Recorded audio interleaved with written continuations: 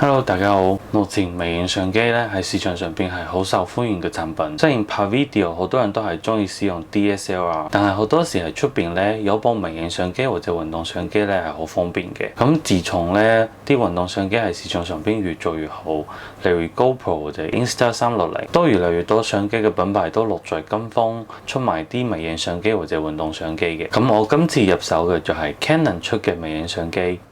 Inspix Rec Pikachu Model，Canon 呢個產品係 model 名上邊睇起上嚟就係似俾 Instagram 用嘅，咁佢喺美國就叫做 IV Rec。今次喺日本就同 Pokemon 做咗 crossover， 推出可以置換面板嘅微型相機。我哋就嚟開箱睇下先。首先嚟睇下個外觀，可以見到 Canon Inspix Rec Pikachu Model， 佢嘅包裝係用咗精靈球嘅設計，可以直接見到 Inspix本體中間 Pikachu 嘅樣係個 face jacket 係可以更換嘅。產品本身係有個掛鈎可以勾住嘅，可以影相同埋拍 video 啦，可以同手機連線，同埋有 IP68 嘅 waterproof 同埋2米嘅 shockproof， 同埋今次嘅包裝裏邊咧係有3個 jacket 可以更換嘅。睇下後邊嘅說明，本身係 Inspix Rec Pikachu Model 嘅本體啦，有 Pokemon Design 嘅 face jacket 3款，有一個係通用嘅，同埋隨機可以附上2個唔同嘅 face jacket， 一個 USB cable、說明書同埋保證書。佢 face jacket 嘅部分本身 total 8款嘅，但係佢隨機會俾咗2款喺呢個 package 裏邊，同埋裏邊係需要裝 micro SD 卡嘅。咁樣要睇翻啲相呢，你可以將 micro USB 卡插翻你嘅電腦或者手機度，或者利用佢專用嘅 app Canon Minicam 去同手機同步。不過本身呢個產品係香港未有得賣，所以佢嘅 app 都唔係全球通用嘅。你可能需要有日本版嘅 account 先有辦法 download 到呢個 app。OK， 我哋依家係打開佢，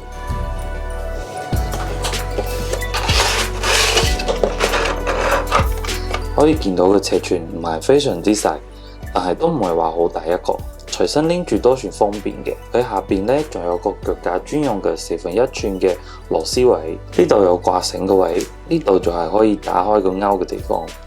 上面呢度有塊門鍵同埋 microphone 嘅位置，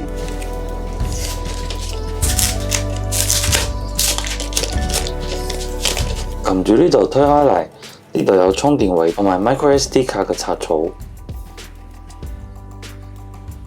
可以見到電源嘅地方都好用心人造嘅 Pikachu 嘅樣，有相機、video 同埋通用嘅選擇。下面呢度係同手機連線用嘅符號，同埋好得意嘅張細卡仔，入邊附咗一條 micro USB cable， 最底再附咗2個唔同嘅 face jacket， 呢2個就有今次抽到嘅 face jacket 款。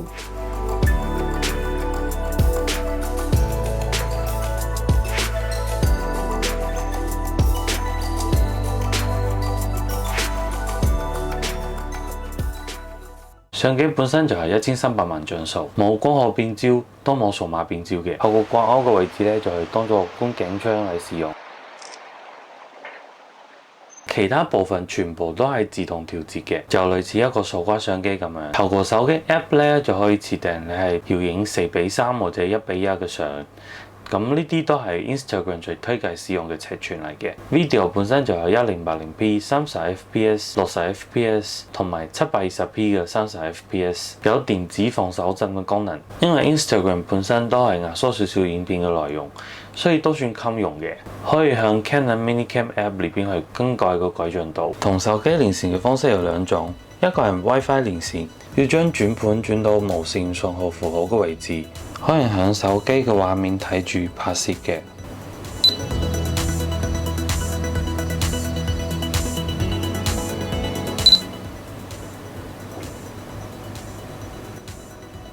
響呢個狀態下 ，video 只可以影住720p 嘅。另外一種係藍牙連線，可以更改相機嘅改進度嘅設定，將轉盤轉到相機或者 video 嘅位置，就可以喺手機度見到設定嘅符號。撳入去就可以改你嘅相嘅尺寸同埋改進度，同埋 video 嘅改進度設定。而家係時間朝早拍 video 嘅效果。左邊係 OnePlus Nord， 右邊係 Canon Inspix Rec。咁我本身個 video 都唔會做 color grading 嘅，同埋收音係完全現場收音嘅。大家可以睇下，係朝早手機同 Inspix Inspirect 影出嚟嘅效果係點樣？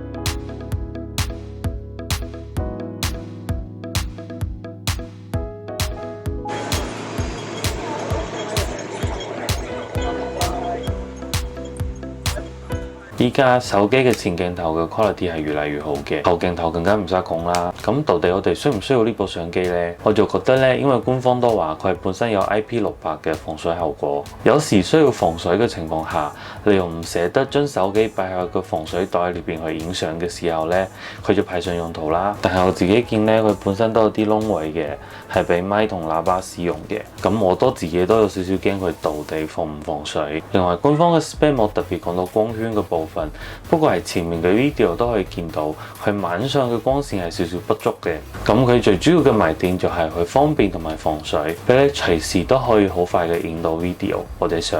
今次我係因為佢同 Pikachu 嘅 crossover 而買嘅，就使用上邊呢，我就覺得普普通通，功能上邊都唔係話好吸引我去買。但係如果你係希望有一部輕巧、方便又得意嘅相機，我相信呢部 Inspirect 都幫到你嘅。不過佢依家香港就冇得買，都要透過國外嘅網站去訂購。